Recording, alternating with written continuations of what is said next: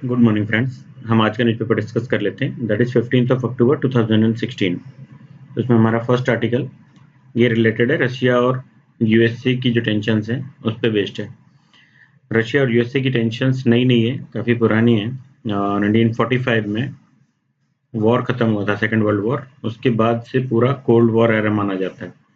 उससे पहले भी इनके बीच टेंशन्स थी, लेकिन सेकेंड वर्ल्ड वॉर में फिर भी ये दोनों एक साथ रहे हैं। उससे पहले कि इनके बीच की क्या टेंशन थी कि Russia was a communist country and USA was a democratic country.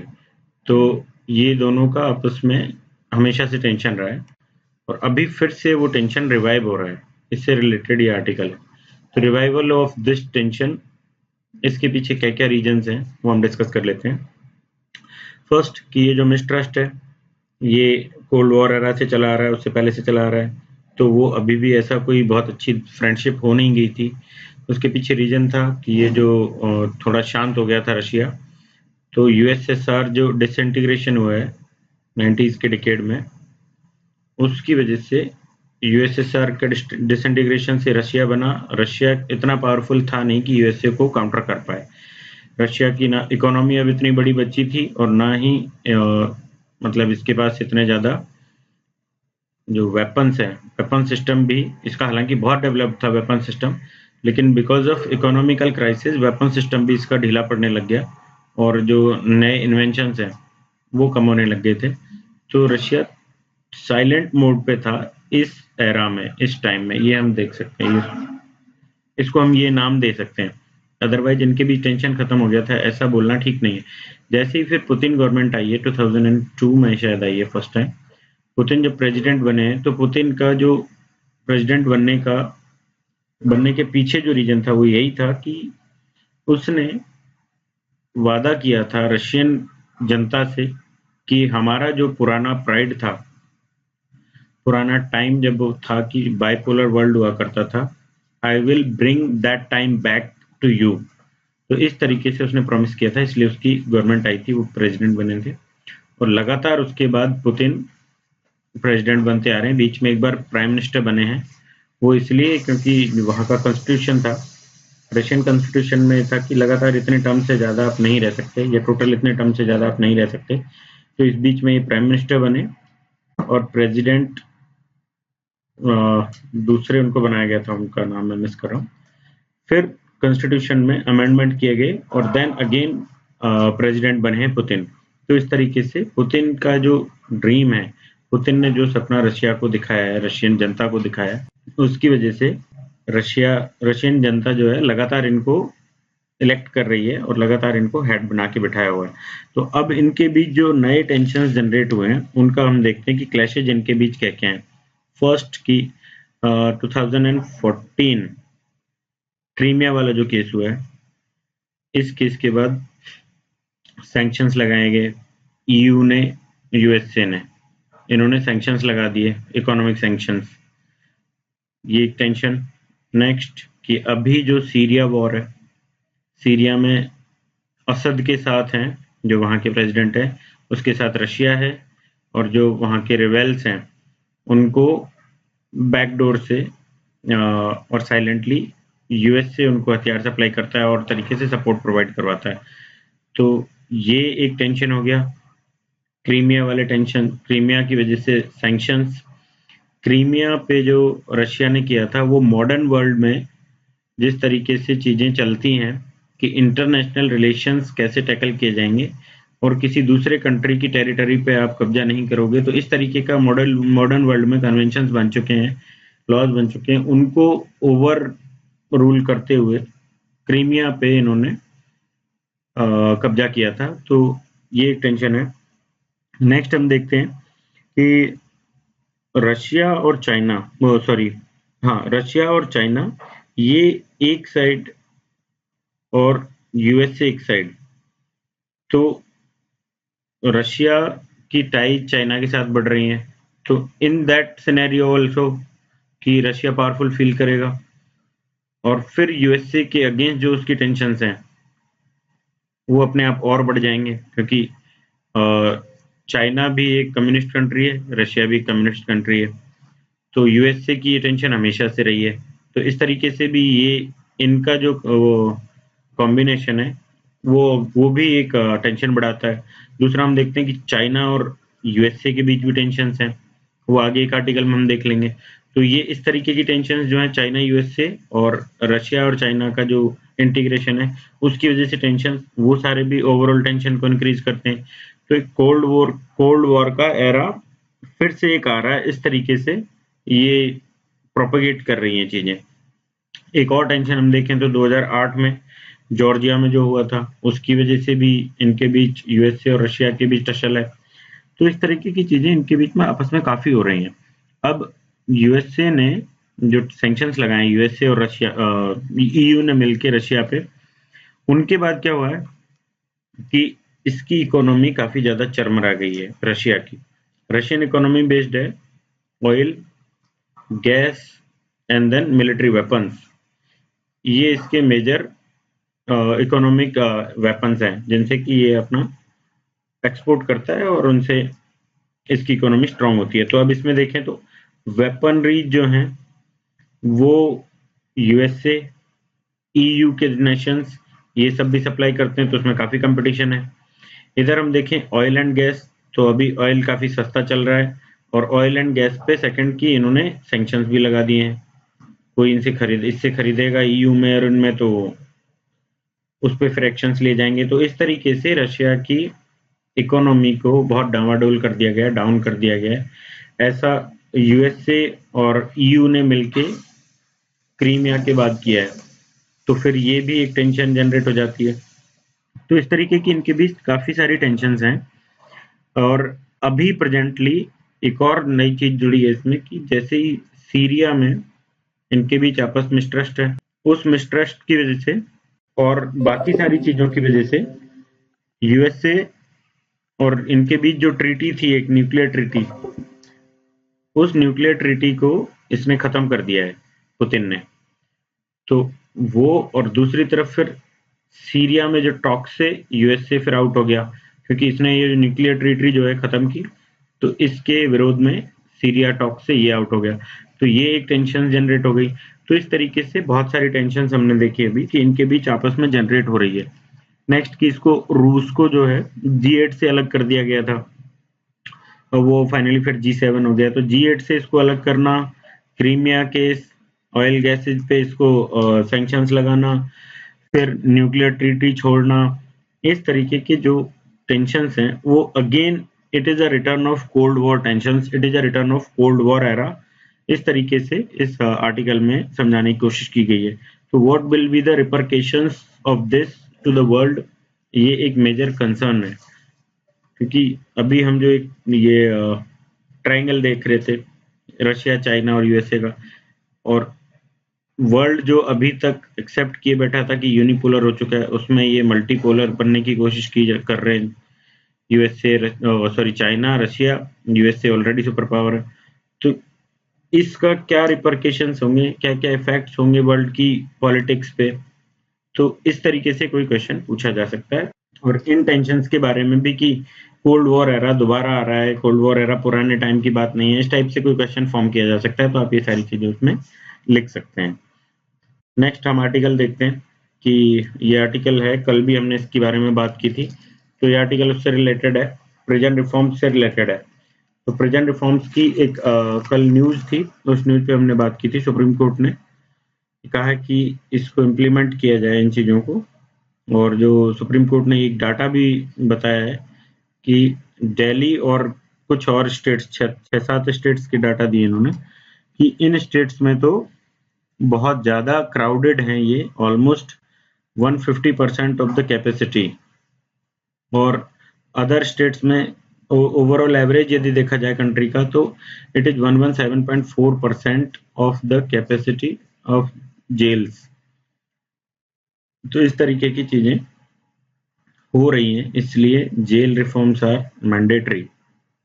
Jail reforms, police reforms, ये एक ऐसे टॉपिक हैं जो हर साल न्यूज में रहते हैं, हर साल कभी ना कहीं कुछ ना कुछ इनके बारे में आता रहता है और कभी भी ये पूछे जा सकते हैं। तो इनके बारे में कल को ये ना सोचें हम कि क्यों पूछ लिया गया, ऐसा कुछ नहीं है इनके बारे में, ये हमेशा चलता ही रहता है। तो ये बेसिक हमारा नॉलेज होना चाहिए इनके बारे में, या हम इनको कहें कि कन्वेंशनल टॉपिक्स एक तरीके से आप मान सकते हो।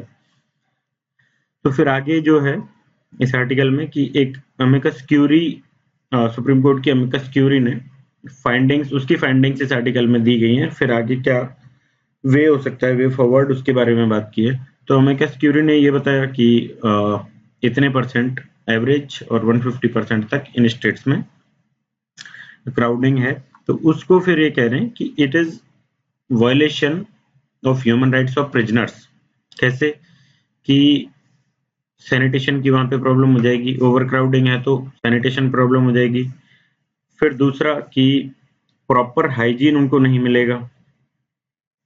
तीसरा कि पुअर हेल्थ, अपने आप उनकी हेल्थ डिग्रेड होने लग जाएगी जब हाइजीन नहीं मिलेगा और सैनिटेशन की प्रॉब्लम होगी, तो पुअर हेल्थ कंडीशंस हो जाएंगी।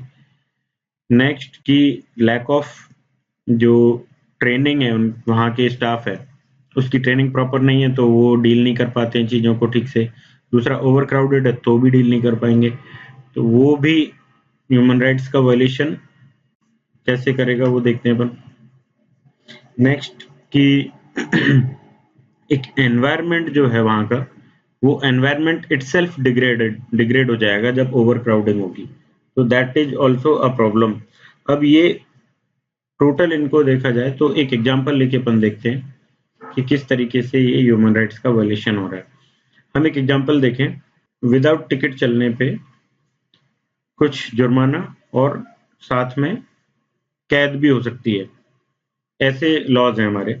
मान लीजिए विदाउट टिकट चलने पे एक किसी व्यक्ति को जेल हो जाती है, जुर्माना भी देना पड़ा और जेल भी हो गई, या फिर जेल हुई सिर्फ, तो उस तरीके से उसको अब जेल में रखा जाएगा। 6 महीने की उसे कैद होती है। पहले 6 महीने था, अभी हो सकता है घटा दिया हो। 6 महीने की कैद होती है उसे। तो अब उसके ह्यूमन राइट्स हैं कि उसको प्रॉपर सैनिटेशन मिले जैसा उसे घर में मिलते थे, उसको जो हेल्थ कंडीशंस हैं उसकी वो ठीक रहें, उसको प्रॉपर खाना मिले, फूड वगैरह, क्योंकि उसका जो जुर्म था उसके लिए उसको सजा दे दी गई है कि उसको डिटेन कर लिया गया। अब उसको बाकी तरीके से सजा क्यों दी जाए, दैट इज द पॉइंट, और that is in that way it is violation of human rights. और ना इस केस को आगे बढ़ाते हैं कि मान लीजिए सैनिटेशन प्रॉपर नहीं है, मच्छर बहुत हैं और उसको यहाँ पे डेंगू या चिकनगुनिया हो जाता है और उसकी डेथ हो जाती है, then who is responsible for that? उसका सिर्फ जुर्म इतना सा था कि वो विदाउट टिकट ट्रेवल कर रहा था, वो एक स्टेब्लिश्ड क्रिमिनल नहीं है। उसकी सजा जो उसको दी गई है, जस्टिस उसके साथ किया है कि ठीक है उसको 6 महीने की जेल होगी, दिस इज जस्टिस।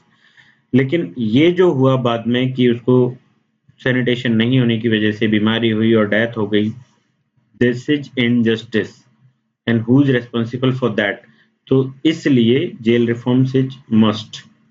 और कैदियों के ह्यूमन राइट्स कैसे होते हैं ये आपको शायद इस चीज से समझ आ जाएगा, अदरवाइज तो डायरेक्ट यही दिमाग में आता है कि कैदियों के क्या ह्यूमन राइट्स, जो खुद ह्यूमन नहीं है उनके क्या ह्यूमन राइट्स।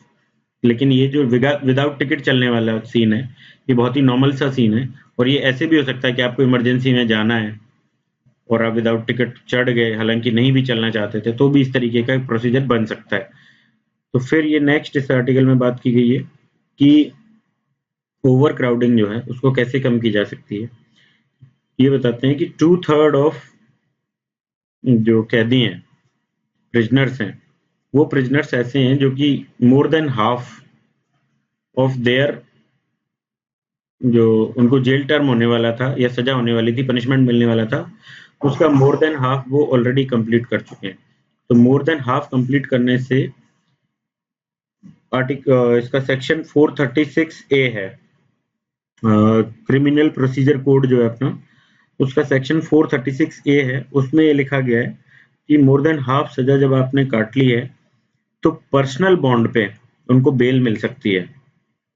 तो ये बेल इनको दी जाए, जैसे अभी इसने कहा है कि 2/3 ऐसे हैं जो कि अंडर ट्रायल प्रिजनर्स हैं, उनमें से बहुत सारे ऐसे हैं जिनकी मोर देन हाफ कंप्लीट हो चुकी है, या काफ़ी सारे तो ऐसे भी हैं इनफैक्ट जिनकी की जितनी सज़ा मिलनी चाहिए वो कंप्लीट हो चुकी है पूरी, और फिर भी उन पे ट्रायल अभी तक कंप्लीट नहीं हुए। तो ऐसे लोगों को छोड़ दिया जाए इस बेसिस पे, जो आर्टिकल 436A में क्रिमिनल प्रोसीजर कोड के में लिखा गया है। और उस पे ये प्रॉब्लम बताते हैं कि ये लोग खुद बेल लेके चले जाते हैं, लेकिन इनके पास पैसा नहीं होता है बेल लेने का। और जो जेल स्टाफ है, ये जेल एडमिनिस्ट्रेशन है, वो ध्यान भी नहीं देता है कि ऐसे कौन-कौन से कैदी हैं जिनकी की मोर देन हाफ सज़ा कंप्लीट हो चुकी है। तो इस तरीके से इसको कम किया जा सकता है, डिकंजेस्ट किया जा सकता है जेल्स को, ऐसी बात इस आर्टिकल में की गई है। फिर आगे कि हम एक और चीज़ इसमें देखते हैं कि आर्टिकल जो अपना 22 है, जिसमें सज़ा की बात है कि प्राण और दैहिक स्वतंत्रता, ये आर्टिकल 22 में है कि इतनी सज़ा आपको मिलेगी, आपको 24 आवर्स में प्रेज़ेंट करना है, फिर उसके बाद आपकी जो सज़ा है उसके लिए जो भी क्राइम है उसके लिए 2 बार सज़ा नहीं दी जा सकती, इस तरीके से उसमें है। तो अब अपन देखें कि जैसे अब मैंने अभी बात की कि कुछ ऐसे अंडर ट्रायल प्रिजनर्स भी हैं जिनकी सज़ा कंप्लीट हो चुकी है, तो उनके तो आर्टिकल 22 का वायलेशन है वो, उनके फंडामेंटल राइट्स का वायलेशन है। तो इस तरीके से कि उनकी जो प्रॉब्लम्स है उनको समझा जाए, उनके ह्यूमन राइट्स के वायलेशन को रोका जाए, ऐसा इस आर्टिकल में दिया गया है। तो जेल रिफॉर्म से रिलेटेड कोई क्वेश्चन आता है तो ये डाटा आप प्रेजेंट कर सकते हैं, ये सारे आर्ग्यूमेंट्स आप रख सकते हैं। नेक्स्ट आर्टिकल है, ये वही लिटरेचर का नोबेल जो मिला है उससे रिलेटेड है, बॉब डायलिन। तो ये हमारे काम का नहीं है, इसलिए हम इसको डिस्कस नहीं करेंगे। नेक्स्ट देखते हैं, ये आर्टिकल है गुजरात और जो कोस्टल और स्टेट्स हैं उनमें कि काफ़ी ज़्यादा एक तो पॉल्यूटेड हो गए हैं कोस्टल एरियाज, दूसरा कि उनमें फिशिंग के लिए बहुत डीप फिश उसमें उस ओशियन में जाना पड़ता है। नेक्स्ट की जो बोट यूज में लेते थे वो ऑटोमेटिक बोट प्लस जो ट्रॉलर्स होते हैं जो ग्राउंड लेवल पे जाके काम करते हैं वैसे यूज में लेने पड़ते हैं। तो ये आर्टिकल भी बहुत ज़्यादा काम का नहीं है, लेकिन कोई क्वेश्चन एनवायरमेंट डिग्रेडेशन का आता है तो उसमें डाल सकते हैं, प्लस कोई जो सिक्योरिटी से हमारे रिलेटेड कोई क्वेश्चन आता है तो उसमें डाल सकते हैं।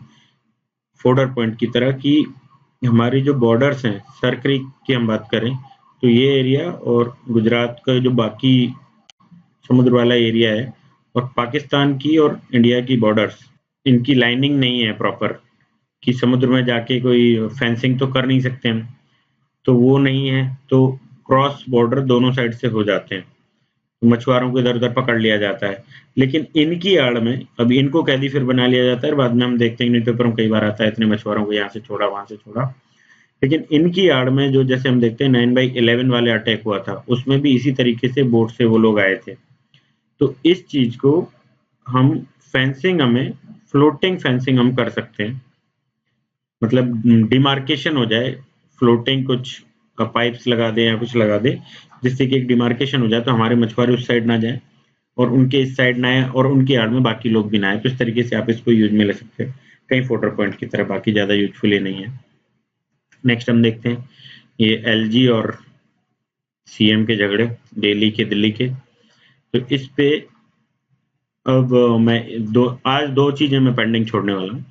एक कि ये 91 का जो अमेंडमेंट है जिससे कि दिल्ली बना है, प्लस इसके साथ जो पुंछी कमीशन है इसकी रिपोर्ट, तो ये दोनों, तो दिल्ली का इससे झगड़ा 91 के अमेंडमेंट से हम समझेंगे कि कैसे दिल्ली बना, क्या उसकी प्रेजेंट सिचुएशन है। अभी भी यूनियन टेरिटरी है लेकिन लेजिस्लेटिव काउंसिल्स में है, विधानसभा इसकी है, सीएम इसका बनता है, who is the head of administration. तो इस तरीके की झगड़े जो हैं ये 91 के अमेंडमेंट में क्लैरिटी नहीं होने की वजह से या फिर उसका इंटरप्रिटेशन अलग अलग होने से ये सारे जनरेट होते हैं। फिर नेक्स्ट की पुंछी कमीशन जो है उस पर गवर्नर की क्या क्या रिस्पॉन्सिबिलिटीज हैं, क्या उसमें सुधार होने चाहिए, वो दोनों चीजें। तो ये एक छोटा सा अपन वीडियो बना लेंगे इस पे। तो एक ये पेंडिंग छोड़ूंगा और आज पॉसिबल नहीं हो पाएगा बनाना, लेकिन अगले 2-3 दिन में जब भी मैं पॉसिबल होगा ये बना दूंगा, so don't worry about that. तो एक ये पेंडिंग हो गया, एक मैंने ऑलरेडी पेंडिंग छोड़ा हुआ है वाटर पॉलिसी का, प्लस वाटर फ्रेमवर्क जो अभी पॉलिसी पुरानी है 2012 की है और वाटर फ्रेमवर्क अभी आया है, तो इन दोनों को मिला के एक ये पुंछी कमीशन वाला 2 प्लस एक और जो है ब्रिक्स वाला, ये मैं ये नहीं कहूँगा कि पेंडिंग छोड़ूंगा। ब्रिक्स का एक आगे मैंने डाला है, तो इसमें G20 में जो डिसीजंस हुए थे, जो जो बातें हुई थी वो एक हिंदू पे आज थर्ड पेज पे पूरा पेज उसके बारे में आया है, भरा हुआ है पूरा। तो उसको प्लस ब्रिक्स के जो रिजल्ट आते हैं अभी 15 और 16 में सबमिट है, तो इनको टोटल मिला के हम देखेंगे परसों, मतलब 16 है कल, परसों या उसके अगले दिन हम पूरा एक सिनेरियो इनका टोटल देख लेंगे कि क्या आगे प्रोपोगेशंस होंगे। नेक्स्ट हम देखते हैं, तो ये एक न्यूज है बस, लेकिन ये न्यूज फ्रीडम ऑफ स्पीच इसके फोल्डर पॉइंट की तरह फोल्डर पॉइंट में आप यूज में ले सकते हो। जयललिता की जो हेल्थ है, खराब हेल्थ के बारे में कुछ एडवर्स कमेंट किए, मिमिक्री की, तो 2 लोगों को जेल में डाल दिया गया। तो ये ऐसा जो है, ये डिक्टेटरशिप को शो करता है, आर्टिकल 19 का वायलेशन है। हम देखते हैं कई बार गिरफ्तारी होती है सेडिशन लॉज में, देशद्रोह के आरोप में, लेकिन ऐसा कि सिर्फ उसकी हेल्थ पे एडवर्स कमेंट कर दिए गए और इसलिए उनको जेल में डाल दिया गया, तो ये पहली बार हुआ है और ये फ्रीडम ऑफ स्पीच का बहुत बड़ा वायलेशन है। तो इसको आप कोट कर सकते हैं यदि कोई भी ऐसा क्वेश्चन आता है।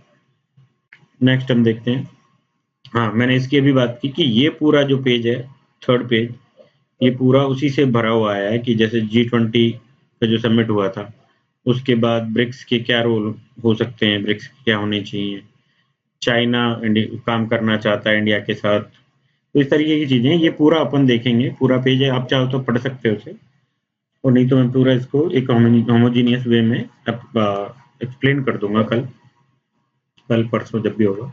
सो नाउ नेक्स्ट आर्टिकल हम देखते हैं। ये नेक्स्ट आर्टिकल भी वही ब्रिक्स से रिलेटेड है, ब्रिक्स समिट होने वाला है, तो कि पाक के साथ जो टेंशन्स हैं उसकी वजह से ब्रिक्स समिट पे असर पड़ेगा, इसकी जो सारी इसकी डायरेक्शन जो है, इसी डायरेक्शन में सारी बातें होंगी, इस तरीके की बातें। तो ये हम ऑलरेडी डिस्कस कर चुके हैं, फिर भी हम इसमें एक आध चीजें देख लेते हैं, जैसे कि इंडिया ने एक CCIT मतलब comprehensive cooperation on international terrorism, इस तरीके की एक इंस्टीट्यूशन बनाने की बात की थी इंडिया ने। उसमें जैसे मसूद अजहर है, उसको इंटरनेशनल टेररिस्ट घोषित किया जाए और चाइना उसको टेररिस्ट घोषित करे, इस तरीके का इंडिया ने प्रस्ताव रखा था, चाइना ने मना कर दिया। नेक्स्ट कि इंडिया ब्रिक्स बिम्स्टेक दोनों का पार्ट है, बिम्स्टेक को इसमें बुलाया गया है। बिम्स्टेक के क्या क्या फायदे हो सकते हैं वो इसमें दिया है। फर्स्ट, नॉर्थ ईस्टर्न जो स्टेट्स हैं हमारे, नॉर्थ ईस्टर्न स्टेट्स में ट्रेड, वहाँ पे मैन्युफैक्चरिंग हब उसको बनाया जा सकता है। सेकंड कि जो ट्रांसपोर्ट है वो डेवलप किया जा सकता है, Bangladesh, India, Myanmar, China, BMIC, ये एक रोड बना के। नेक्स्ट कि BMIC जो है वो सार्क और आसियान इसके बीच का भी पार्ट है, दोनों का एक जंक्शन कह सकते हैं, दोनों को ब्रिज है दोनों के बीच, तो उसमें म्यांमार इंपॉर्टेंट रोल प्ले करता है। फिर उसमें कि बिम्स्टेक के अपन ये फायदे देख रहे हैं यदि पूछा जाए तो। अब कि इंडिया, म्यांमार, थाईलैंड ये एक हाईवे बनना था, ये बिम्स्टेक का एक प्रोजेक्ट मान सकते हो आपकी। और कि BMIC कॉरिडोर की हमने बात कर ली, जो कुनमिंग से कोलकाता को जोड़ता है, ये हाईवे ढाका और मांडले से होते हुए गुजरता है। नेक्स्ट फिर हम देखते हैं कि टेररिज्म जो है, क्रॉस बॉर्डर टेररिज्म और स्टेट स्पॉन्सर्ड टेररिज्म, दोनों को इस प्लेटफॉर्म पे रखा जा सकता है, ब्रिक्स और बिम्स्टेक के प्लेटफॉर्म पे, और जो पाकिस्तान स्पॉन्सर्ड टेररिज्म है उस पर प्रेशराइज उसको किया जा सकता है। नेक्स्ट कि हमारा जो म्यांमार का एक और इम्पोर्टेंस देखें हम, कि कलादान प्रोजेक्ट जो कि सितवे और हमारा हल्दिया पोर्ट को जोड़ता है। और देखें हम तो इसी प्लेटफॉर्म पे इब्सा की एक और प्लेटफॉर्म है, एक और ग्रुप है, इंडिया, ब्राजील, साउथ अफ्रीका। तो ये टेररिज्म के फील्ड में और बेटर तरीके से काम कर सकते हैं बजाय कि चाइना को इंक्लूड करने के। कि सारे डेमोक्रेटिक कंट्रीज हैं, सभी टेररिज्म से कहीं ना कहीं परेशान है, तो इसलिए अच्छे से काम कर सकते हैं। तो इस टाइप की चीज़ें इस आर्टिकल में बात की गई है, लेकिन इसको हम एक पूरा भी मैंने बात की थी कि अभी इसके वो आ जाने दें, उसके बाद ब्रिक्स के आउटकम्स आ जाने दें, उसके बाद हम इसको अच्छी तरीके से डिस्कस करेंगे।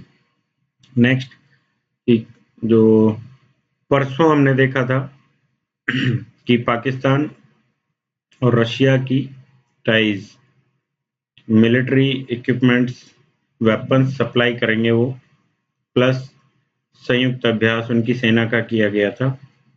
ये अभ्यास पीओके में होना था, लेकिन रशिया ने मना कर दिया था इससे, तो लेकिन फिर भी संयुक्त अभ्यास हुआ है। इनको पाकिस्तान को करीब $2 बिलियन के आर्म्स एग्रीमेंट इनके साथ हुए हैं। नेक्स्ट जो है, इंडिया और पाकिस्तान की जो टेंशन्स हैं वो फिलहाल बढ़ी हुई है, फिर भी रशिया उनके क्लोज जा रहा है, उनसे ये टाइज कर रहा है। तो इंडिया रशिया के रिलेशंस किस तरीके से आगे डेवलप होंगे और किस तरीके से हमें आगे काम करना चाहिए, तो इस चीज पे एक बेसिक क्वेश्चन बन सकता है। वो ब्रिक्स के आउटकम्स आने के बाद हम देख लेंगे। जैसे कि अभी इसमें मोदी प्राइम मिनिस्टर जो हमारे, उन्होंने कि रशिया से हम इसके बारे में बात करेंगे, ये कंसर्न्स उससे रेज किए जाएंगे। कल पुतिन साहब ने भी कहा था कि इंडिया से हमारे रिलेशंस खराब नहीं हो रहे हैं, भले ही हम पाकिस्तान के साथ टाइज कर रहे हैं, लेकिन फर्स्ट हमारा जो अलाई है वो इंडिया ही है।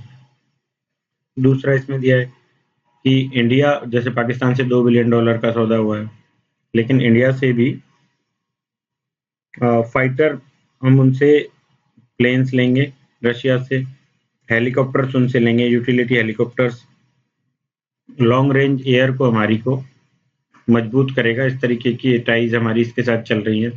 तो इंडिया रशिया रिलेशंस खराब नहीं हो रहे हैं, लेकिन रशिया और पाकिस्तान के रिलेशंस बनने से जो एक ट्रायंगल बन रहा है, इस पे बेस्ड कुछ पूछा जा सकता है। तो ब्रिक्स के आउटकम्स आने दीजिए, इन सभी को अपन देख लेंगे। फिर नेक्स्ट आर्टिकल देखते हैं। तो नेक्स्ट आर्टिकल है, अभी ब्रिक्स में आने से पहले चाइना के प्रेसिडेंट ढाका गए थे, बांग्लादेश गए थे, तो उसका आउटकम निकल के आया कि स्ट्रेटेजिक अलायंस बना लिया इन्होंने, स्ट्रेटेजिक पार्टनरशिप। इनकी जो अभी तक नॉर्मल कॉपरेशन था इनका, उसको आगे बढ़ा के इन्होंने एक स्ट्रेटेजिक पार्टनरशिप कर लिया और 26 पैक्ट साइन हुए इनके बीच। तो ये जो 26 पैक्ट साइन हुए, ये चाइना की बहुत बड़ी जीत है। इंडिया बांग्लादेश रिलेशंस के लिए कल हमने जैसे शेख हसीना के इंटरव्यू की बात की थी, तो उन्होंने कहा था कि हमारी टाइज बाकी कंट्रीज के साथ भी अच्छी हैं, हमारे रिलेशंस अच्छे हैं, लेकिन हमारे रिलेशंस इंडिया के साथ खराब नहीं हुए हैं या आगे खराब नहीं होंगे, हम उनको और स्ट्रेंथन करेंगे। लेकिन ये एक पार्ट है। दूसरा पार्ट उसका हम देखें तो चाइना के रिलेशन जैसे ही बांग्लादेश के साथ इस तरीके से बढ़ रहे हैं कि स्ट्रेटेजिक पार्टनरशिप उनकी बन रही है, तो जो चाइना की पॉलिसी है कि इंडिया को चारों तरफ से घेरा जाए, साउथ एशिया के जो नेशंस हैं उनको उनके साथ टाइज करके, स्ट्रिंग ऑफ पर्ल्स जिसको बोलते हैं, ये जो पॉलिसी है मोतियों की माला, ये क्वेश्चन आया हुआ है ऑलरेडी, यूपीएससी पूछ चुकी है। तो स्ट्रिंग ऑफ पर्ल्स पॉलिसी को चाइना दूसरे वे में इम्प्लीमेंट कर रहा है। तो एक तो उसका रास्ता इन्होंने यूज में लिया है, one belt one road initiative, इसके थ्रू स्ट्रिंग ऑफ पर्ल्स को इम्प्लीमेंट करो।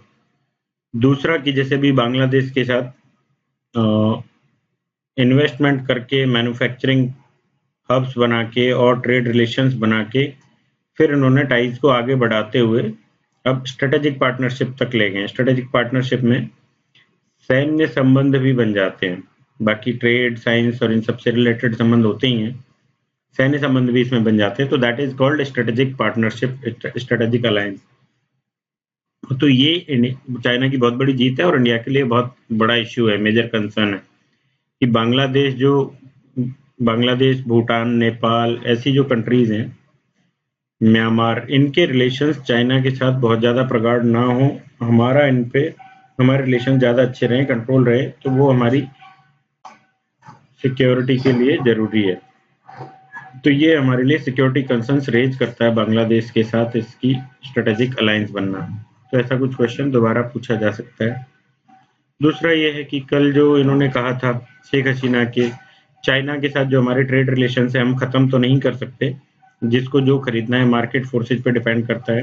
वैसी बात आज हमारे मिनिस्टर ने की है कि भले ही ट्रेड डेफिसिट है, ये सेम यही बात इन्होंने की थी कि ट्रेड डेफिसिट हो फिर भी जहां से सस्ती मिल रही है वहीं से लोग चीजें खरीदेंगे। ऐसी बात इन्होंने की है कि भले ही ट्रेड डेफिसिट है और ट्रेड डेफिसिट बढ़ के $52.68 बिलियन हो गया है, लेकिन फिर भी हम पूरा कि इंपोर्ट ही बंद कर दें चाइना से तो वो पॉसिबल नहीं है। तो इन दोनों चीजों को आप साथ में लेके चलिए कि ऐसा होता है कि रिलेशंस किसी भी कंट्री के चौतरफा होते हैं।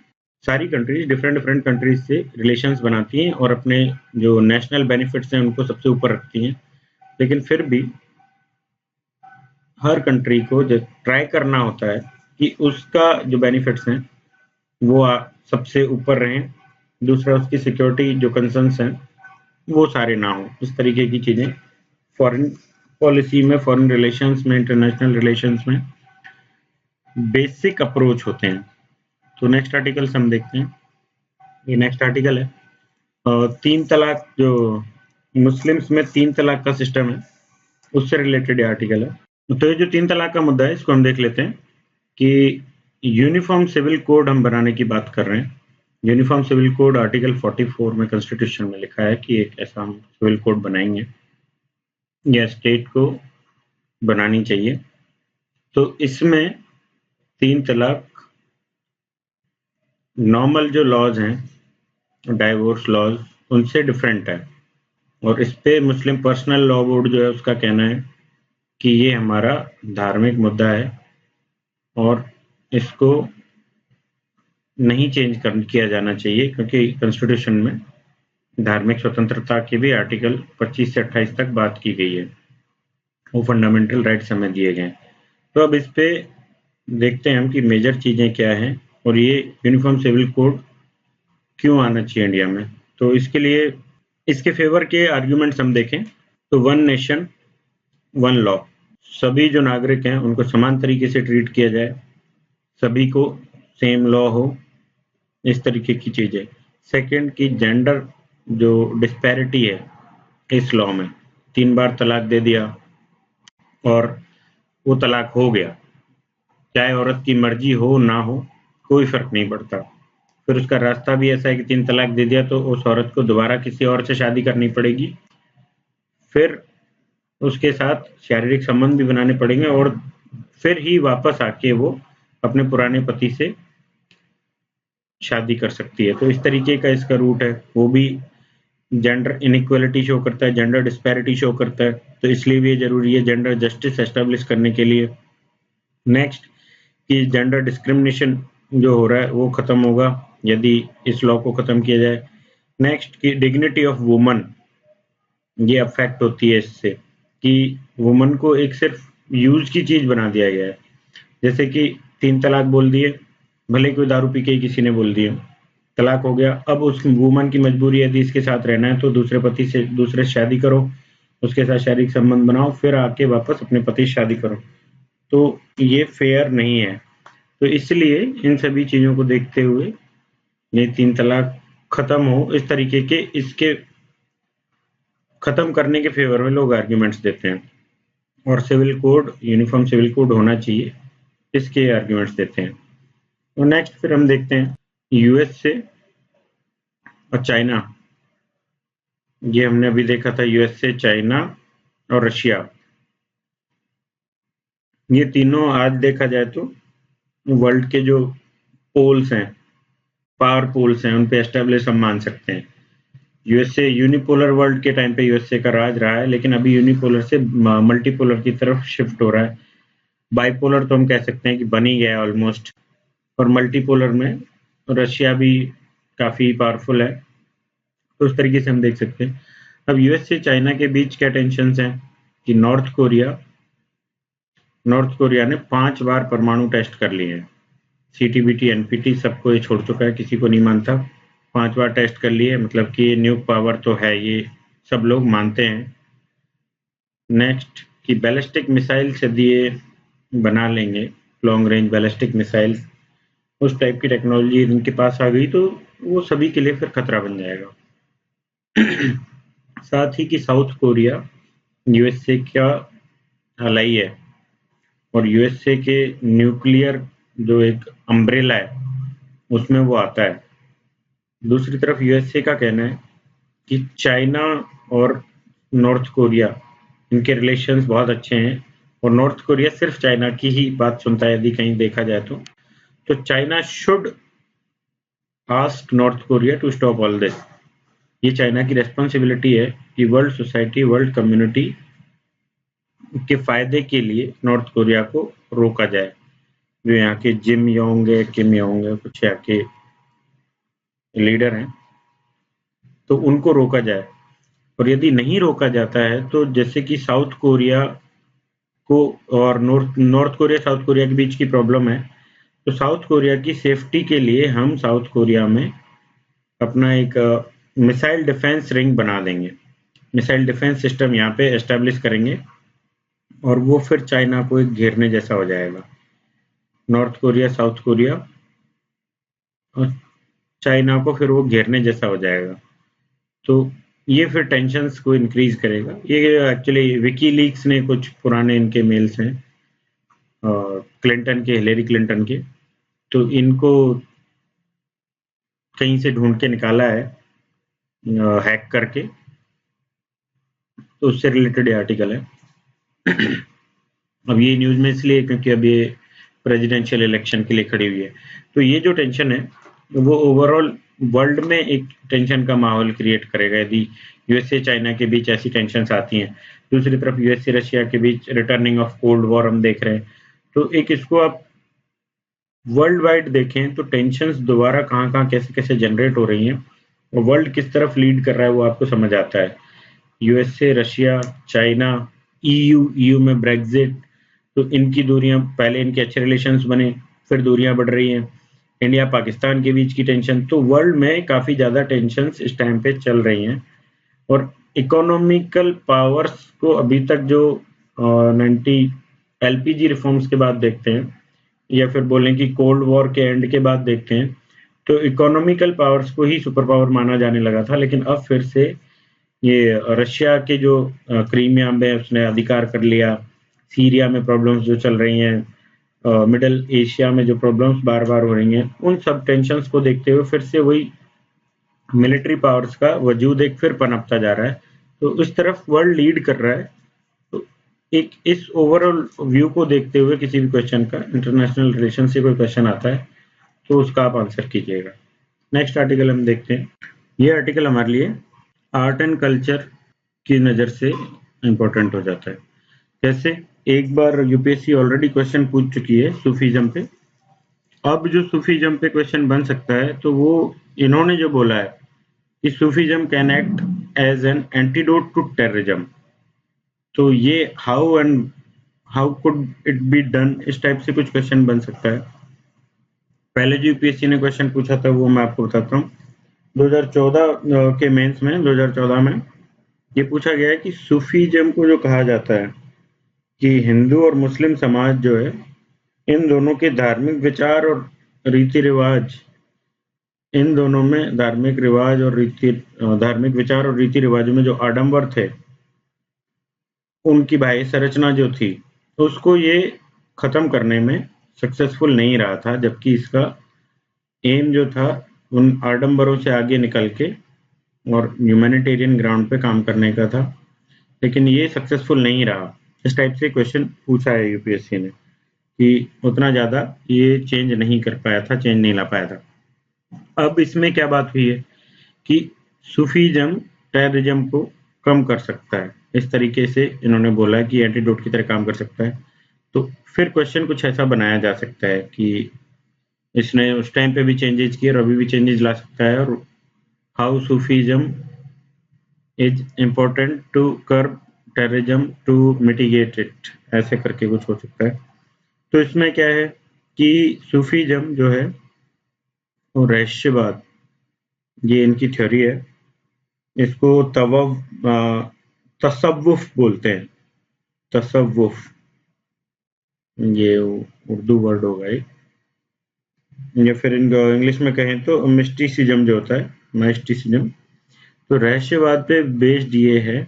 और इसके जो आइडियोलॉजीज हैं वो ठीक है, भगवान को मानते हैं ये लोग कि हाँ कुछ गॉड है, और इनका जो म्यूजिकल वे में ये ह्यूमन बीइंग को इम्पोर्टेंस देते हुए फिर ये काम करते हैं कि किसी भी धर्म में जो एक्सट्रीमिटीज हैं उनको खत्म किया जाए और एक मिडिल पाथ यूज में लिया जाए, ह्यूमन बीइंग को टॉप पे रखा जाए। तो इस तरीके की बातें इन्होंने की है, तो ये एंटीडोट हो सकता है टेररिज्म को खत्म करने के लिए, तो इसलिए हमारे लिए इम्पोर्टेंस रखता है। अब ये साउथ एशियन कंट्रीज, एक्चुअली था तो ये सार्क का सम्मेलन, लेकिन सार्क से पाकिस्तान को, अभी पाकिस्तान में सार्क की समिट होने वाली थी, पूरी टेंशन की वजह से अलग कर दिया हमने कि बहिष्कार कर दिया यहाँ जाने से। तो इस समिट में जो सार्क का समिट था, आई मीन टू से कि सूफीज्म की जो कंसर्ट थी ये, तो सभी सार्क नेशंस की थी, लेकिन इसमें से पाकिस्तान आया नहीं है या फिर इंडिया ने नहीं मना कर दिया, वो एक अलग चीज़ है, छोड़िए। तो लेकिन उनका पार्टिसिपेशन नहीं है, इसलिए इसका नाम बदल के साउथ एशियन कंट्रीज का नाम दिया गया है कि ये साउथ एशियन सूफी फेस्टिवल है। तो इसको फोर्डर पॉइंट की तरह भी आप यूज में ले सकते हैं कि इंडिया पाकिस्तान के जो रिलेशंस खराब हुए हैं उसका इफेक्ट सूफी सम्मेलन पे भी पड़ा है। दूसरा कि हम इसको वैसे भी देख सकते हैं कि ये था क्या, ये था एक्चुअली बैक चैनल डिप्लोमेसी, जो पीपल टू पीपल डिप्लोमेसी होती है कंट्रीज के रिलेशन सुधारने की। तो उसमें आर्ट एंड कल्चर, फिर साइंटिफिक रिसर्च, फिर मैनेजमेंट, यूनिवर्सिटीज, इन सभी को इन्वॉल्व करके पीपल टू पीपल कांटेक्ट बढ़ाया जाता है। तो ये उसी का एक एग्जांपल है। तो इन सब इस किसी भी फील्ड का कोई क्वेश्चन आए तो उनमें ये जहां भी फिट होता है वहां एज ए फोल्डर पॉइंट आप इसको यूज में ले सकते हो। फिर आगे हम नेक्स्ट आर्टिकल देख लेते हैं। तो नेक्स्ट आर्टिकल ये अगेन एक आर्ट एंड कल्चर का क्वेश्चन है, आर्ट एंड कल्चर से रिलेटेड आर्टिकल है। मलांज जो पोर्शन आता है कलर्ड न्यूज़पेपर इसके साथ जो आता है उससे मैंने उठाया, इसे हम देख लेते हैं। ये आर्टिकल हमारे लिए कैसे इंपॉर्टेंट है देख लेते हैं कि मुगल काल की जो पेंटिंग्स, आर्किटेक्चर, इन सभी के बारे में, डांस फॉर्म्स एंड ऑल, इनके बारे में पूछा जा चुका है ऑलरेडी। लेकिन ये जो लिटरेचर से रिलेटेड ये आर्टिकल है कि मुगल एम्परर्स, जिनको कि ये माना जाता है हिंदुत्व का जो एक आइडिया है, हिंदुत्व का ये आइडिया प्रोपोगेट करता है कि मुगल एम्परर्स ने काफी ज्यादा अत्याचार किए हिंदुओं पे और मंदिरों को तोड़ा, देवी देवताओं की मूर्तियों को खंडित किया।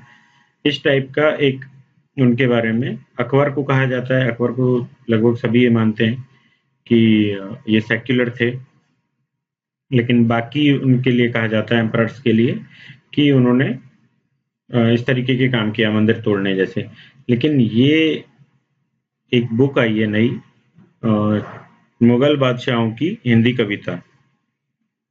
तो इस बुक में जेएनयू के एक प्रोफेसर ने बुक लिखी है। इस बुक में इन्होंने दिखाया है कि ऑलमोस्ट सभी जो मुगल एम्परर्स थे, जिसमें देखा जाए तो अकबर को आप ले लीजिए, जहांगीर को आप ले लीजिए, शाहजहां को ले लीजिए, औरंगजेब, शाह आलम द्वितीय, बहादुर शाह जफर, इन सभी की इन्होंने कविताएं, डिफरेंट डिफरेंट पोइम्स इस बुक में डाली है कि इन्होंने ये पोइम्स जो लिखी हैं ये हिंदी में लिखी हैं। सेकंड कि इन पोइम्स में हिंदू देवी देवताओं का जिक्र है, और जैसे कि एक जो सबसे कट्टर माना जाता है जिस मुगल एम्परर को, उसकी एक कविता के बारे में उन्होंने बताया कि औरंगजेब ने एक कविता लिखी है जिसमें ब्रह्मा विष्णु महेश, जो हमारी गॉड ट्रिनिटी है, उसके बारे में जिक्र किया है, उसकी प्रशंसा की है, साथ ही साथ और जो देवी देवता हैं उनकी भी प्रशंसा की है। तो इस तरह की पोएम्स इन्होंने लिखी है। तो ये अगेन इस चीज को शो करता है कि they were secular, their literature were secular. और जो हिंदुत्व का प्रोपोगंडा जो है वो ठीक नहीं है, इस तरीके का इस आर्टिकल में लिखा है इन्होंने। नेक्स्ट इन्होंने कहा है कि इन्होंने बाकी सारे जो लोग थे, पोएट्स वगैरह थे, उनको भी पैट्रोनाइज किया था अपने यहाँ पे। खुद ने तो लिखी हैं, उसके साथ साथ बाकी लोग जो लिखते थे उनको पैट्रोनाइज किया है। और कुछ लोग क्वेश्चन करते हैं यदि इस पे कि मुगल बादशाह ने, औरंगजेब ने कविता नहीं लिखी, उसके किसी दरबारी ने लिखी होगी या दरबार में कोई पोएट होगा उसने लिखी होगी। तो यदि ऐसा भी है, यदि उसने भी लिखी है, तो भी उस पे कोई अत्याचार नहीं किए, उसको अलाउ किया फ्रीली ये लिखने के लिए उस पोएट को। It's also shows secularism.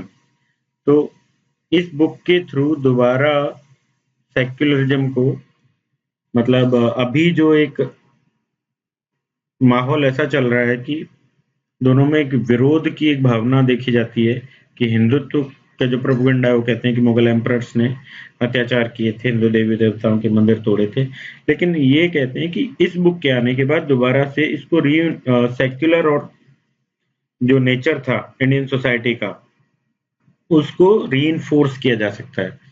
तो कोई क्वेश्चन आर्ट एंड कल्चर का इस टाइप से बन सकता है। अभी तक बाकी सारी चीजें जो पूछी जा चुकी हैं, और टाइम भी अभी ऐसा चल रहा है कि काफी ज्यादा टेररिज्म से रिलेटेड आप मान लीजिए, या फिर ISIS का, या फिर एक JNK में आप मान लीजिए, और दूसरा कि जैसे कुछ दंगे भी हुए थे, यूपी में दंगे हुए थे, काऊ का इश्यू है। तो ऐसे टाइम पे ये बुक आई है इनकी, जो कि सेक्युलरिज्म एस्टेब्लिश करने के लिए एक इम्पोर्टेंट टूल हो सकता है। तो इस पे कोई क्वेश्चन बनाया जा सकता है, पूछा जा सकता है, तो इसको आप थोड़ा ध्यान में रखिए। नेक्स्ट हम देखते हैं। ओके, आज के आर्टिकल्स इतने ही हैं। बाकी हम कल के न्यूज़पेपर में देखते हैं। और 2-3 चीज़ें मैंने जो बोली हैं वो मेरे को 2-3 दिन 4 दिन लग सकते हैं, लेकिन मैं उन्हें कंप्लीट कर दूंगा। Don't worry about that. And thank you for today's listening. Thank you very much.